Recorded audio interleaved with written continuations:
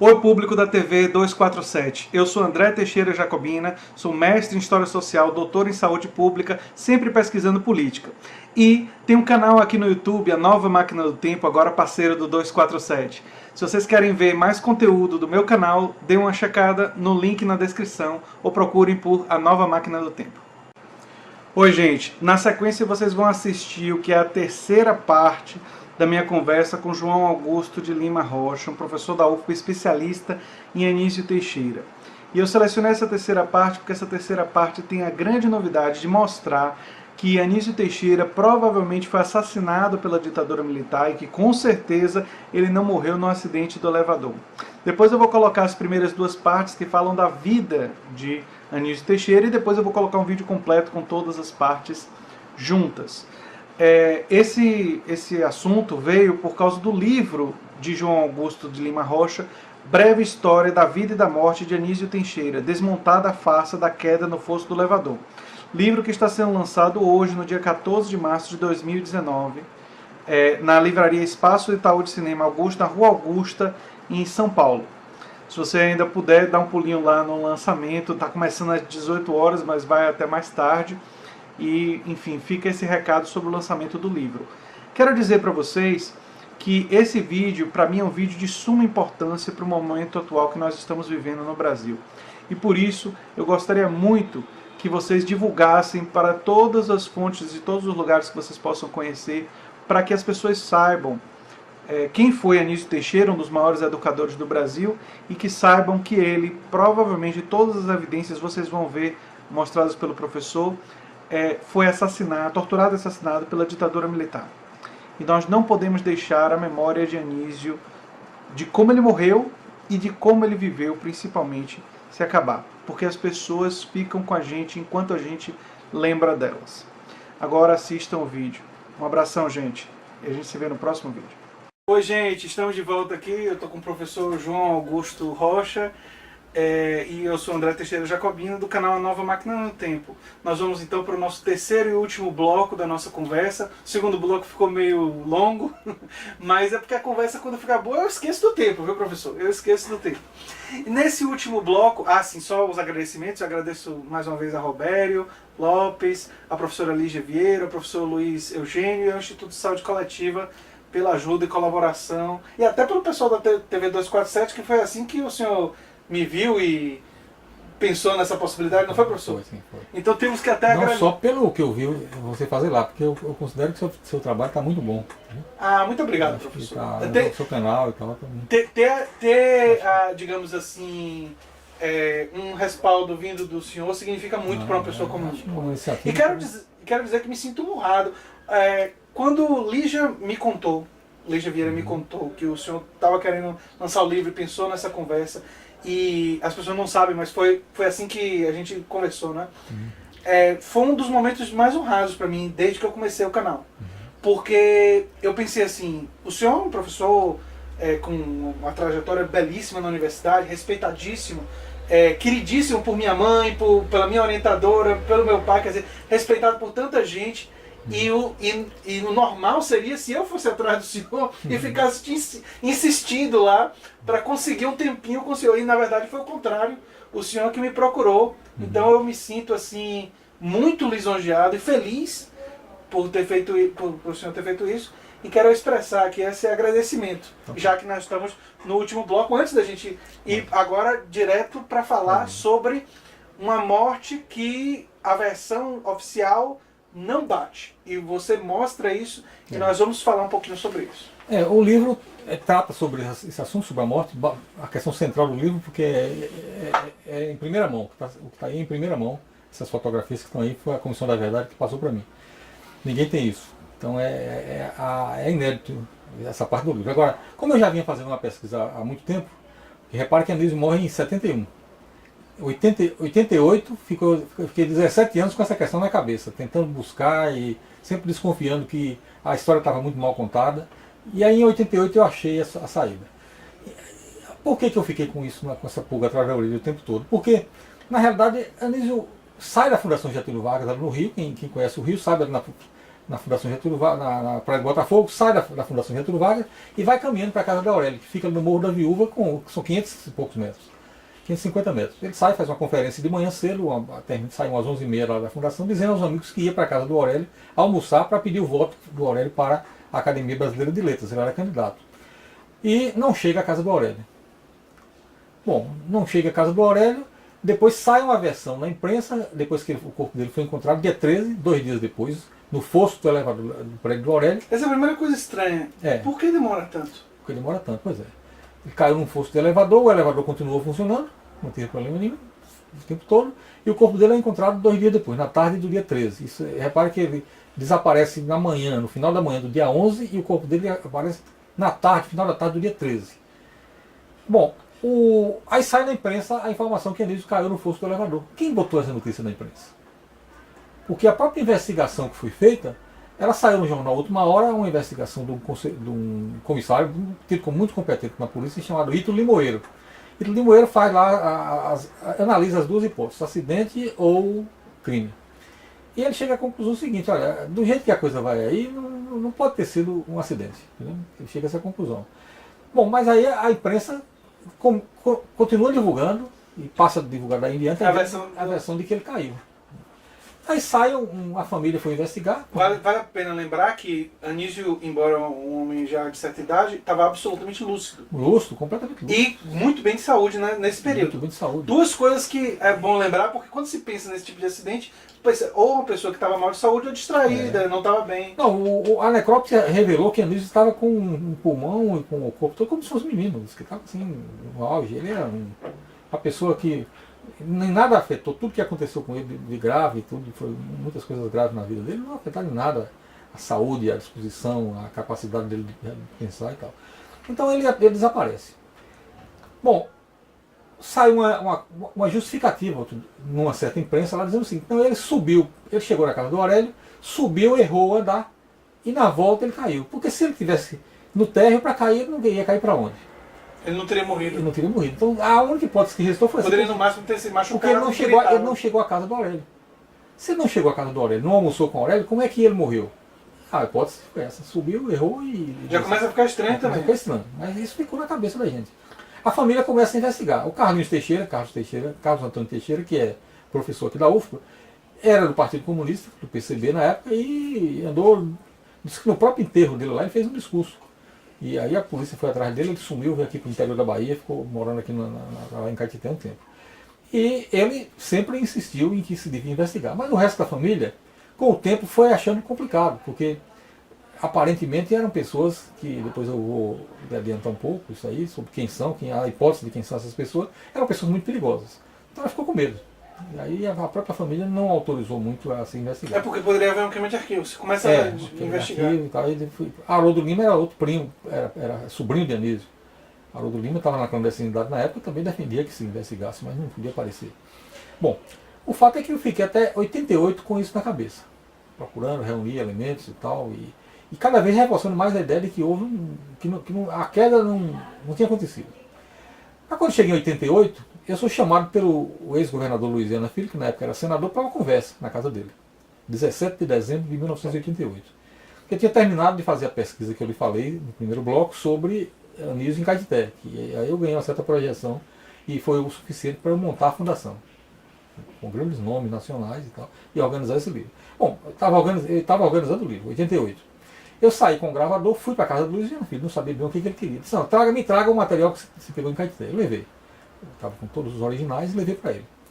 Começamos a conversar. Eu liguei, eu posso fazer entrevista? Ele pode, liga o gravador. Liguei o gravador, mas ele disse: então eu quero fazer um livro sobre Anísio, quero fazer uma biografia de Anísio. E você sabe que ele é um biógrafo reconhecido nacionalmente e tal. Aí eu disse: eu não sabia que o senhor estava fazendo um livro, porque eu também estou fazendo um. Eu trouxe um gravador aqui para gravar uma conversa com o senhor, para botar no meu livro.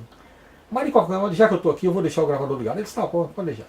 Aí conversa muito, uma conversa na casa dele, lá em Brotas, e ele foi ficando mais íntimo, embora ele fosse ligado, meu pai tivesse uma ligação política com ele, foi deputado estadual e tal, mas acho que ele nem sabia que eu era filho do meu pai, não tinha nenhuma ligação, nada, ele me chamou por outro motivo mesmo. Aí, no meio da conversa, ele disse assim: desliga o gravador que eu vou lhe fazer uma revelação. Então o que eu vou dizer aqui é em off, se você disser, eu vou dizer que é mentira. Então, tá bom. Aí ele me disse assim, olha, Anísio Teixeira, no dia que dizem que ele caiu no fosso do elevador, ele estava depondo na aeronáutica. Quem me disse isso foram fontes militares, amigos meus, que eu procurei a pedido da família. A família preocupada em saber do paradeiro, ele sumiu dia 11. Eu liguei para alguns militares de alta confiança e eles me disseram isso, que a família não se preocupasse que ele está na... E ele repassou essa informação para a família? Não, repassou. E algum familiar confirmou isso com você? Confirmou.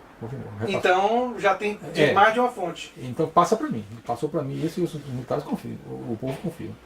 O povo dele, a família dele. Aí ele me disse isso. Eu digo, doutor Luiz, e o que mais o senhor pode me dizer sobre quem foi que lhe disse? Não posso lhe dizer mais nada, só isso. Agora você pode ligar o gravador de novo. Eu liguei o gravador. Essa entrevista dele está nesse meu livro aqui.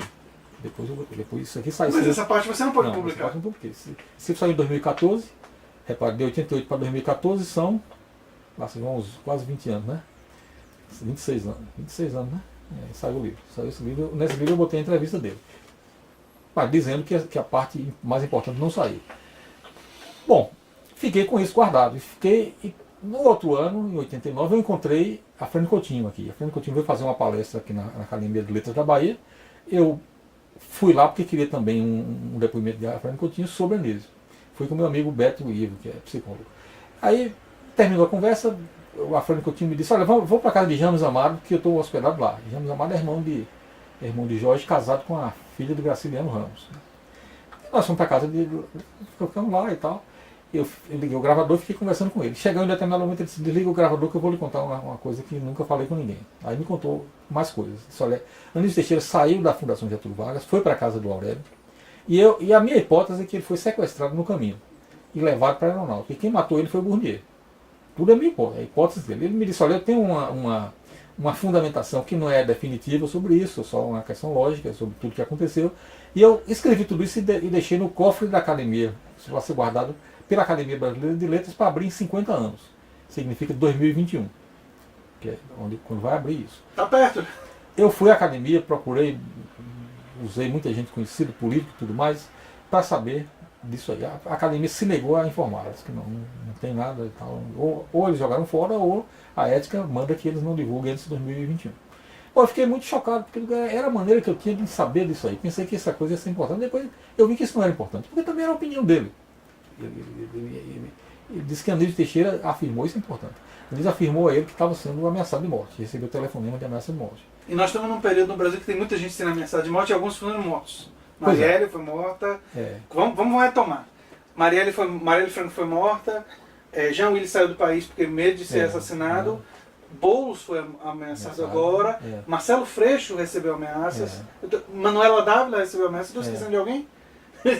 dos mais conhecidos. São os mais destacados. Agora, outros devem ter recebido. Imagina o quanto tem aí na internet de gente que ficou inibida por falar isso aqui. Bom, mas o fato é que a Frane Coutinho me disse isso e que era a opinião dele que estava colocada nesse material. A Frane Coutinho era tido como o maior crítico literário brasileiro, médico, tudo mais. Aí ele me contou nessa descrição dele, ele me disse o seguinte: eu vi a necrópsia de Anísio. Eu falei com o pessoal do prédio de Aurélio que se soubesse qualquer coisa ligasse para mim. O pessoal, no dia que foi descoberto o corpo dele, que foi na tarde do dia 13 de março de 71, alguém ligou para mim e disse, olha, o corpo foi descoberto aqui. Ele correu para a casa do... Ele disse, eu vou direto para o necrotério. E foi para o necrotério. Ele chamou o Clementino Fraga Filho. E viram a chegada do corpo de Anísio no necrotério. Com uma etiqueta com o nome que não era de Anísio. O nome de um oficial da Marinha. Depois eu vou dizer quem é o nome dele. João Carlos Raulino. Ele disse, ele foi começar na necrópsia, estavam lá vários professores titulares da Universidade Federal do Rio de Janeiro, todo mundo. E disse, não, esse não é Anísio.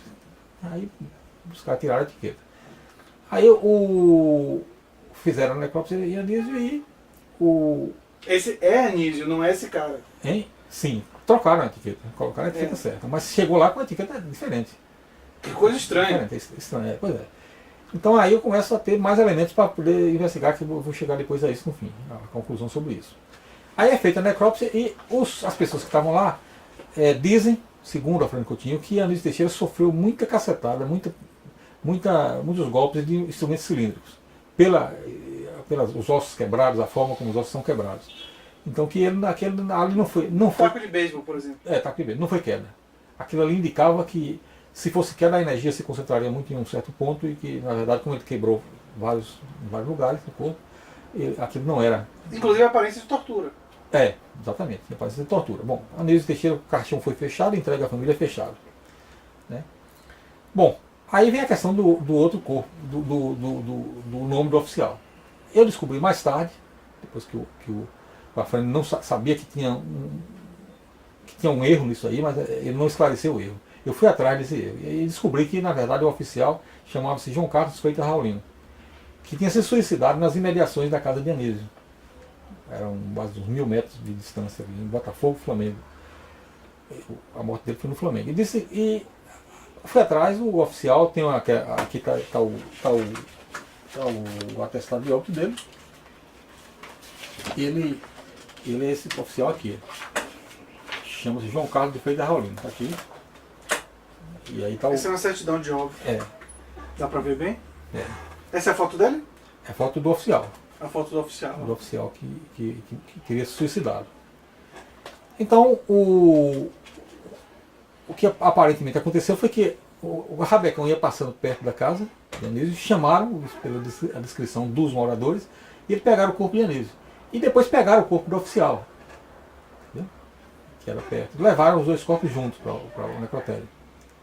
Só que, por que trocaram? Botaram Anísio, a etiqueta de Anísio no oficial, e no oficial não sei se botaram, mas a do oficial botaram no Anísio. É uma questão. Essa questão ficou levantada para a Comissão da Verdade investigar. Depois tem aí o segundo anexo desse trabalho, mostra essa investigação. Porque constava que 2 corpos tinham entrado na mesma hora no necrotério com a mesma roupa. Depois alguém chegou e mudou a roupa, pijama cinza, mudou um deles. Aí a Comissão da Verdade analisou tudo isso e viu que botaram o pijama cinza depois. Bom, fica por aí, por enquanto. Eu não vou entrar nessa investigação sobre por que trocaram o nome, mas já é suspeito. Bom, aí fiquei com essa informação guardada de 89, até 2012. Eu sempre procurando indícios. Em 2012 eu fui a Brasília, estava em Brasília por acaso, e é no dia da criação da Comissão da Verdade da Universidade de Brasília, Comissão Memória e Verdade, Anísio Teixeira, da UNB. Aquela onda toda de criação de comissões da verdade, depois da CNV e tal. E aí um colega me disse: João, você não quer ir lá assistir a solenidade? Eu fui. Chegou lá e falou com o reitor, disse: reitor, depois no final da solenidade, tem aqui o João, que é da Fundação Anísio Teixeira, da Bahia, quer fazer uma saudação e tal. E aí abriu o espaço. Estava lá ministro de STF, STJ, aquele pessoa que estudou na UNB, estava lá na mesa. Uma solenidade muito grande. E aí eu liguei: agora que eu vou falar. Aí eu falei tudo que sabia. Falei dessa história de Luiz Viana Filho e falei da história do Afrânio Coutinho. E disse: olha, eu não tenho provas disso aqui, nada, foi coisa que me falaram, eu estou investigando e tal. Rapaz, a repercussão que deu foi enorme. Foi TV Globo, teve todo mundo me procurando, jornal, etc. A Aeronáutica responde. Porque eu citei o fato de que o Luiz Viana Filho me disse que Anísio estava na Aeronáutica. Que a família pudesse ficar tranquila que ele ia voltar. Então isso aí elimina praticamente a possibilidade de ele ter morrido na queda. Já isso aí. Porque que hora que ele ia para a Aeronáutica? Você saiu de manhã cedo para a casa do Aurélio e o corpo dele só aparece 2 dias depois. Então, na Aeronáutica aconteceu alguma coisa, ou fora da Aeronáutica, mas o fato é que ele não morreu na queda. Bom, aí a família ficou indignada comigo, pessoas ligaram para mim dizendo que eu não devia ter feito isso, que eu não tinha autorização. Agora Anísio é um homem público, eu estou falando porque estou me responsabilizando. Bom, resolvido esse problema. Mas aí veio uma informação da família que o Arthur da Távola, que era o casado com a filha de Anísio, que estava encarregado das buscas, afirmou que também a Abigar Renault mandou dizer a mesma informação para ele. O Abigar Renault foi um educador, ministro da Educação também, um homem conservador, ligado ao regime militar, como Luiz Viana também. E que teve informação de militares que Anísio Teixeira fez depoimento na Aeronáutica. E que era para tranquilizar a família. Que era para tranquilizar a família. Isso aí foi dito pelo próprio Arthur da Távola, que Arthur da Távola já tinha morrido. Mas a família me disse que Arthur da Távola colheu essa informação. Então aí colou duas pessoas dizendo, Luiz Viana e Abigar Renault, que ele estava na Aeronáutica. E mais ainda, o Abigar Renault disse quem foi que deu a informação. Foi Cizinho Sarmento. Cizinho Sarmento era o chefe do primeiro exército. Então deu o nome. Cizinho Sarmento me disse que a família pudesse passar para a família a informação de que não tinha problema, que ele estava sendo dando depoimento na aeronáutica, que é só questão para forma aí que ele vai voltar. E ele não volta para casa. Né? Então aí eu disse, bom, tudo indica que ele morreu fora do lugar. Então eu me concentrei em investigar sobre se ele caiu ou não só. O resto eu deixei para a Comissão de Mortos e Desaparecidos investigar. Isso que eu li no livro. Essa informação é importante porque até esse momento Anísio Teixeira não era motivo de investigação de nenhum órgão de público ou privado que estivesse investigando mortos no regime militar, porque ele não era considerado um político, um preso político, etc. Então agora eu coloquei ele na condição de uma pessoa que deve ser investigada. Por isso passei para a comissão. Bom, aí isso aí nós temos em agosto de 2012. Chegou em novembro, eu, Haroldo Lima e Carlos Antônio Teixeira, fizemos um dossiê sobre todas as informações, passando para a Comissão Nacional da Verdade, pedindo que a Comissão Nacional investigasse. A comissão aceitou investigar. Então, em novembro de 2012, nós fomos a Brasília e solenemente a comissão anunciou a investigação da morte de Anísio. Isso nós estamos em novembro. Quando cheguei, a comissão só foi até 2014 e não investigou. Fez até a exumação do cadáver de Anísio e tudo mais. Disse que não achou o túmulo do oficial da aeronáutica para fazer, não sei por que carga, porque eu depois tirei as fotos do cemitério mostrando que a foto do túmulo dele, né? Eu tenho essas fotos, e não investigou o oficial. Mas aí, aparentemente, quem estava mesmo quem foi. A exumação foi feita do cadáver de Anísio. Os familiares acompanharam. Haroldo Lima, inclusive, acompanhou e viu. Mas não tinha mais nada que ver. Estava tudo já em pó e tal, não dava para tirar nenhuma conclusão. A comissão mandou investigar. Está até hoje investigando, ninguém sabe se terminou, não tem notícia. Quando terminou o período da comissão, da verdade, em dezembro de 14, aí a comissão pegou algumas informações que tinha obtido e passou para a família. Entregou à família. Essas informações a família passou para mim, através de Haroldo Lima. Está dito no livro. Então, são essas fotos que você está vendo aí.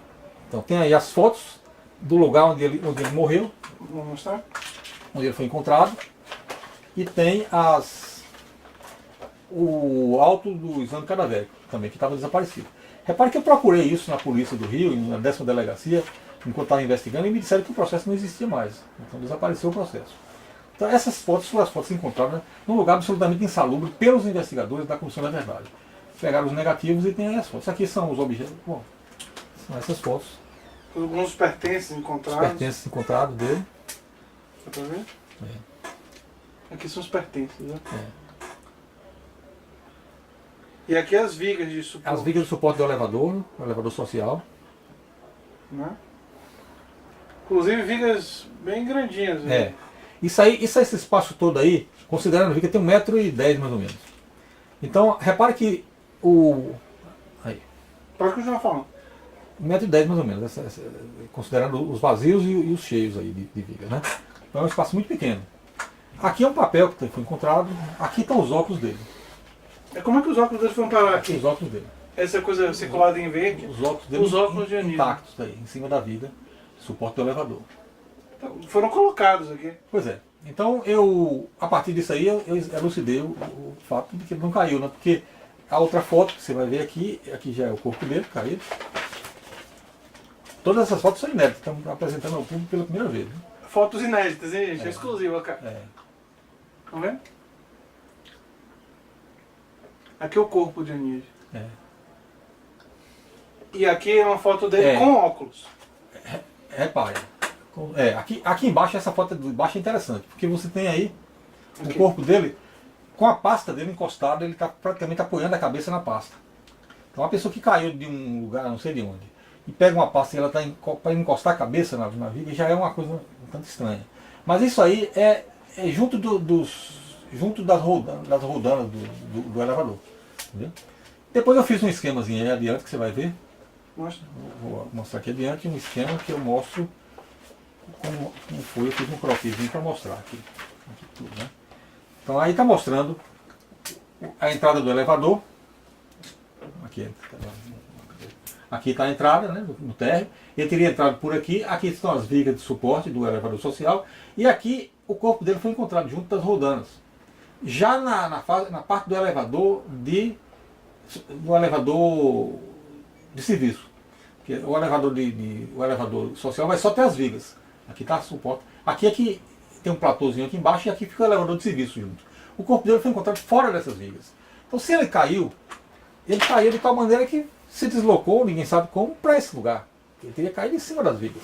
E ele não podia passar pelos espaços, que são espaços de 15 centímetros. Ele teria que ficar em cima das Ficar em vigas. cima das vigas. E se ele caiu da altura que eles disseram que ele caiu, o corpo dele seria estraçalhado. Isso está salgado. Quer dizer, na verdade, ele não pode ter caído do próprio térreo, porque aí ele não teria problema nenhum. Se ele tivesse caído do térreo, o máximo que ele teria tido é uma contusão leve e teria gritado. Ele teria gritado. Ele teria ficado lá e gritado, porque se ele conseguisse passar por esses espaços aqui, ele ficando aqui embaixo, ele teria gritado. Porque... E ele não poderia ter caído do 8º andar, que foi a suposição, lá em cima, né? Isso ninguém tem A condição de hipótese. provar, é uma hipótese. Porque a hipótese é que teria subido, errou o andar e na descida caiu. Bom, imaginemos que essa hipótese tenha valido. Então, Como é que o óculos ia estar daquele jeito? exatamente, eu usei exatamente a Galileu Galilei para provar isso. Não faz sentido. Se alguém A cai, experiência da Torre de Pisa, né? se alguém cai, por exemplo, do 8º andar de um prédio e cai no fosso do elevador, não só o óculos não teria resistido, mas, como eu falei de estraçalhar o corpo não estaria só machucado, ele estaria arrebentado. Exatamente. Então ele sofreu, aqui agora com o alto do exame cadavérico, que eu tenho aqui também, que eu descobri, é mostrado o seguinte, que a causa morte foi uma pancada na cabeça, muito forte na região aqui, entre o frontal e o occipital, e foi uma pancada que levou a uma lesão completa, que quando foi encontrado o corpo, estava todo o cérebro dele prejudicado, já uma massa já putrefacta, e isso é considerado como a causa da morte. Mas ele quebrou 6 costelas, de um lado e uma costela do outro também. Então a energia se concentraria na cabeça somente, quebrar todos os ossos, quebrou o braço, quebrou outras coisas mais. Então houve uma generalização aí de atritos dele com as vigas ou com não sei o que teria havido, né? E que ele quebrou várias partes do corpo. Bom, o croquis aqui colocado pelos médicos legistas, um anexo aqui, mostra que ele sofreu a pancada na cabeça. E a pancada na cabeça não é uma pancada. A lesão no lugar que eu falei não é uma lesão que parece ser de uma pancada com um objeto que se concentrou num lugar só. Dá a impressão que foi um martelo que bateu. Há uma parte intermediária aqui. Entendeu? Ficou de pele antes. Ficou 2 buracos e uma parte intacta. Observe para você ver aí. O que me leva a acreditar que pode ter sido um martelo mesmo que bateu na cabeça dele, para simular uma lesão. E depois levar ao corpo e para parecer que ele caiu. Mas tudo isso é hipótese. Só que é uma coisa estranha esse tipo de. Foi uma lesão que estraçalhou, acabou com o cérebro dele nessa parte aí, mas ficou uma parte no meio, intacta. Né? Bom, isso é uma lesão cominutiva, né, na linguagem médica, porque teve esmagamento. Bom,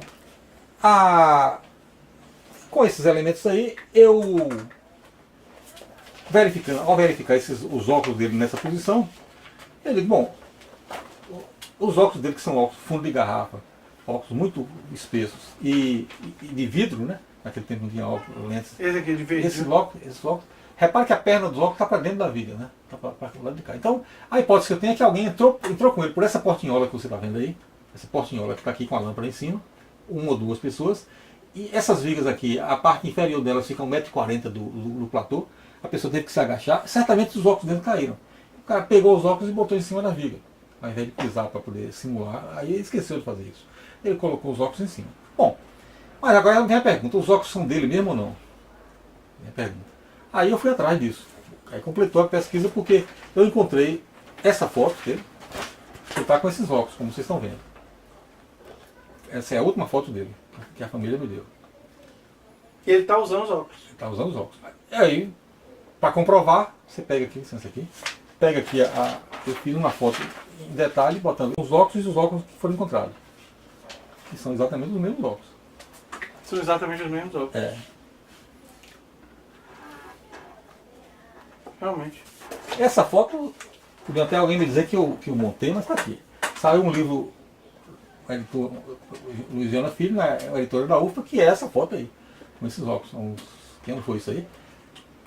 Deve ter sido uns 15 anos antes, mais ou menos, que foi sair esse livro, né?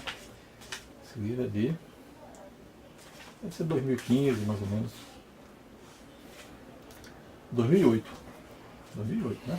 Então está provado que a foto existente foi eu que dei a Luiziana para botar essa foto aí. Entendeu? Então repare que Luiziana está presente em tudo nisso aí. Foi quem elucidou. Do início ao fim. Do início ao fim. Quem elucidou. Agora você me pergunta, por que Luiziana me procurou para dizer isso? Eu pensei o seguinte, Luiziana está fazendo o livro, que é esse livro aí, e ele vai colocar no livro essa versão. Mas ele não colocou no livro essa versão. Ele colocou outra coisa no livro. E o texto que ele colocou no livro é muito curioso, que ele não assume essa versão da queda. Ele simplesmente diz, não, disse que ele caiu, etc. Uma coisa meio neutra, né? Lamenta muito. Porque, embora ele não... Aí eu levanto a hipótese. Todo mundo que já escutou essa história da queda, no mínimo levanta uma suspeita. E ele não queria subscrever uma coisa que ele tem elementos para acreditar que não é verdadeiro. Não, eu acho que é o contrário, André. Ele tem convicção. Ele não quis fazer isso. Exato, não, ele sabe que não é verdadeiro. Sabe que não é verdadeiro. Ele sabe que não é verdadeiro e por isso que ele, digamos assim, embora ele saiba que é verdadeiro, mas ele não quis entrar na polêmica. Não quis entrar na polêmica. Agora, é curioso que a vida dele toda essa é uma vida de amizade com Anísio, mas de negação das ideias de Anísio. Tensão. Assim. É o que ele sempre falou, de tensão. E ele aparece sempre na vida de Anísio. Uma hora defendendo, uma outra hora atacando. Tem uma situação dele aí, que o livro conta aqui, já nessa parte que eu trabalho sobre o problema do comunismo, né? Quem disse que Anísio era comunista? Tem um capítulo sobre isso. Que Anísio foi acusado de comunista por conta da palestra que ele fez, uma palestra importantíssima de 1956, quando ele fundamentou toda a luta pela escola pública no Brasil, chamada Escola Pública Universal e Gratuita. Foi em 1956, em Ribeirão Preto, um congresso estadual de professores. Nessa palestra, Anísio fez uma intervenção, que foi a principal intervenção, que gerou uma discussão enorme sobre a escola pública no Brasil.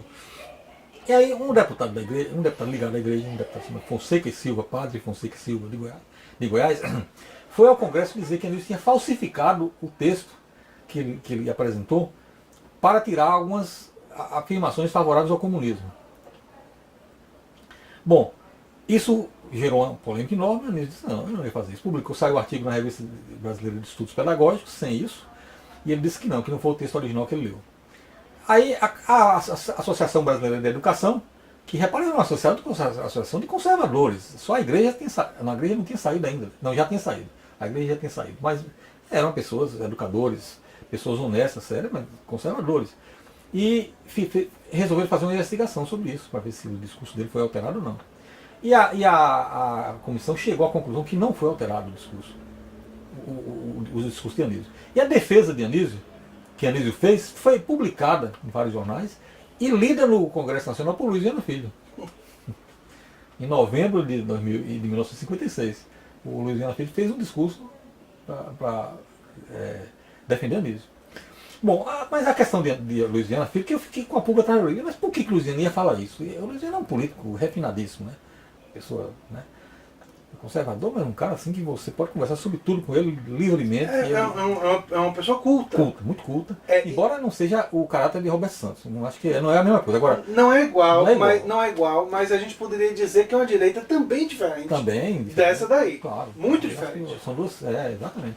Aí eu fui atrás e descobri o seguinte, que Luiziano Filho ele foi perseguido pela turma de Antônio Carlos e ele recebeu aqui no final do governo dele, no final não, no 68, 69, teve aqui um negócio de uma amostra que foi proibida pelos militares. Foi fechada a amostra. Juarez Paraíso, o nosso grande Juarez Paraíso, o artista, era o curador da amostra. E Luiz Tavares, Luiz Henrique Tavares, também era de um órgão do governo do Estado que tinha aprovado essa amostra feita lá no mosteiro ali da Joana Angélica, que é o mosteiro. O mosteiro ali da Joana Angélica. São Bento? Não, São Bento não. Lá foi feito num mosteiro aqui da Bahia, que foi onde Joana Angélica morreu, né? E porque tinha grandes espaços e foi colocado milhares de obras. E tinha algumas obras que tinham, por exemplo, militares macacos com caps, né? Macacos com caps. E isso aí os militares souberam e entraram lá e acabaram com a exposição, fecharam a exposição. E Luiz Viana permitiu, como governador, isso. Viu? Tem aqui, está detalhando esse episódio aqui. Teve outra situação também que Luiz Viana permitiu ou apoiou o lançamento de um livro, de uma coleção magnífica de Ramos Amado. Eu trouxe aqui o livro sobre Bigode de Matos, né?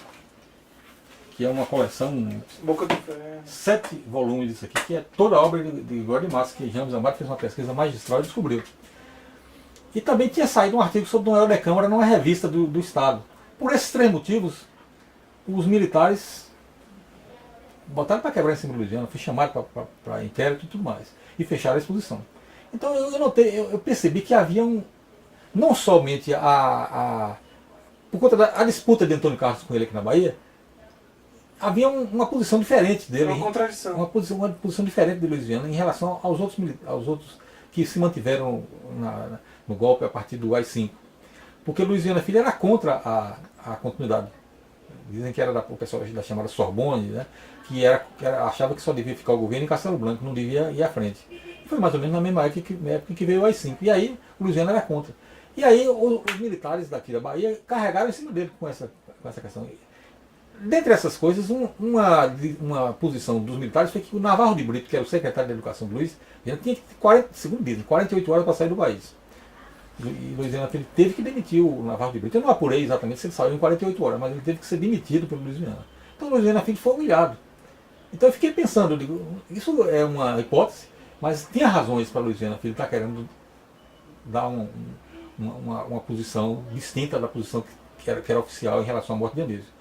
Porque ele disse, não, eu sei que Anísio Teixeira não morreu, eu tenho informação de que Anísio estava na aeronáutica. Então ele, sabendo disso, a razão por que ele divulgou, eu acho que é essa.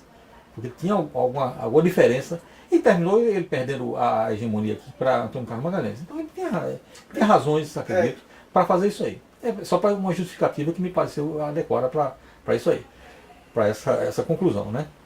Bom, o fato é esse. Agora eu reuni todo esse material, provei taxativamente, sem nenhuma dúvida mais, que ele não morreu na queda. Se ele não morreu na queda, ele morreu aonde? Né? Ele não se suicidou. Não tinha nada psicológico na cabeça dele. Era candidato à Academia Brasileira de Letras. Ia ganhar, estava com a eleição, ganha. Então, alguém o matou. Eu passei então para a Comissão de Mortos e Desaparecidos, cuja presidente é a doutora promotora, procuradora Eugênia Gonzaga, e tem uma comissão muito séria até hoje. Existem evidências, inclusive, só um comentário, existem evidências que ele foi torturado. Parece que sim. Ou foi torturado, ou depois que ele morreu, fizeram as lesões para parecer que houve a queda. Tentando simular a queda com as lesões. Né? Porque são lesões estranhas para acontecer simultaneamente. Uma lesão violentíssima na cabeça, você repara que é a esquerda e ele quebrou 6 costelas do lado direito e uma costela do lado esquerdo. Além de outras lesões mais, perna e tudo mais. Mas o fato é esse. E os professores catedráticos da Universidade Federal do Rio de Janeiro, né? Repara que Clementino Fraga era o grande nome da Universidade Federal do Rio de Janeiro, o filho foi até reitor e tudo, o Fraga Filho. E foram os que foram lá para pedir para ele ser o candidato. Então era um pessoal muito sério, pessoal, e diz que, pelo que eles observaram na necrópsia, ele não morreu por conta de um golpe só, ele sofreu pancadas com objetos cilíndricos em várias partes do corpo. Pelo que Bom, o que é importante de tudo isso é o seguinte, não dá para esconder nada, a verdade sempre aparece. Entendeu? Os caras fizeram tudo para esconder, a polícia escondeu, acabou e no final a Comissão da Verdade, e está aí. A Comissão Nacional da Verdade, criada por Dilma Rousseff, é a responsável por esse resultado. Apareceu porque a Comissão Nacional da Verdade, que não terminou o trabalho, achou por bem passar para a família passou para mim e está aí agora provado, sem nenhuma dúvida, de que ele não morreu na queda. Muitos dizem, foi empurrado ou não foi empurrado? Ele não caiu. Professor, vai ser... Eu acredito que vai ter um impacto grande lá em São Paulo no seu lançamento. E você vai lançar de novo aqui o livro? Vou lançar nacionalmente lá em São Paulo, no cinema do Itaú, no Itaú Cinema da Rua Augusta, né? E já tem ideia de lançar aqui? 14 de março. Vou antes fazer palestras sobre Anísio em São Carlos e em Sorocaba. Eu vou fazer um pequeno lançamento também lá. E aqui depende da EDUFPA, né? Porque nós não temos recursos para sair lançando, né, no país inteiro. Eu vou lá, por acaso eu ia fazer essas palestras lá em São Paulo, eu vou aproveitar e vou lançar por lá. Mas Mas aqui Aqui acredito que vai ter um lançamento e a gente espera que possa ser um bom lançamento. Estarei presente, com certeza. Tá, você é um convidado especial. Eu que agradeço. E fala com o pessoal lá do 247 para divulgar isso, porque eu vou pedir. O Atush, se puder participar. Vou pedir. O Haddad prometeu ir. O Haddad, mas eu não sei ainda a agenda dele, como é que mais. A agenda de política é sempre complicada. Varia, né? Existe a possibilidade, ele disse que mas a agenda de política, eu bem que sei que estou tentando entrevistar alguns políticos aí, e tem sido difícil. Tem sido difícil. Mas eu quero dizer algumas coisas antes da gente concluir. Uma coisa, eu acredito que não só pela recuperação principalmente da vida de Anísio, mas a demonstrar que a morte dele não foi como aconteceu, como dizem que aconteceu, quer dizer que essa versão que foi utilizada pela ditadura militar, ela é importante para a gente ter noção, com a nossa própria história, que muita gente foi silenciada pelo nosso autoritarismo. E eu quero, mais uma vez, agradecer efusivamente a sua participação aqui no canal, dizer que eu me senti muito honrado pelo convite que você que propôs, né? Claro.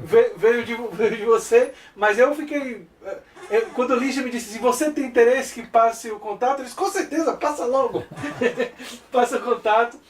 E dizer que nós temos um dever, eu penso assim, em recuperar figuras como Josué de Castro, Anísio Teixeira, Paulo Freire, a contribuição que eles deram para o país, a gente deve ressignificar e mantê-la viva.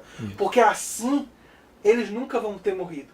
Exatamente. Eles nunca vão... O homem físico, todos nós vamos morrer. Um dia. Né? O corpo da gente para de funcionar. A gente pode viver mais, pode viver menos, mas o corpo vai parar de funcionar. Mas o legado, a contribuição que a gente dá, pode ser para sempre, se ela for significativa.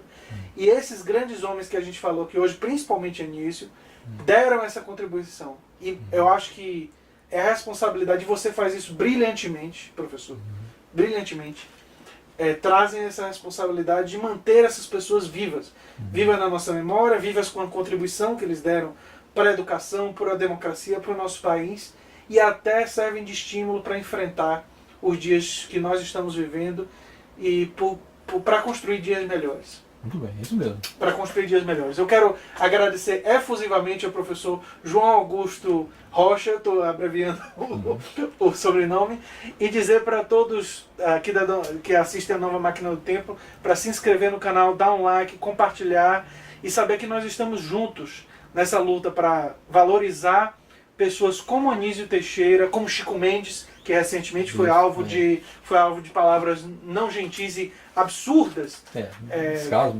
absurdas do governo brasileiro, e tantos outros que fizeram contribuições valiosas. E é uma grande honra estar com uma pessoa que faz essa contribuição tão importante para o nosso país.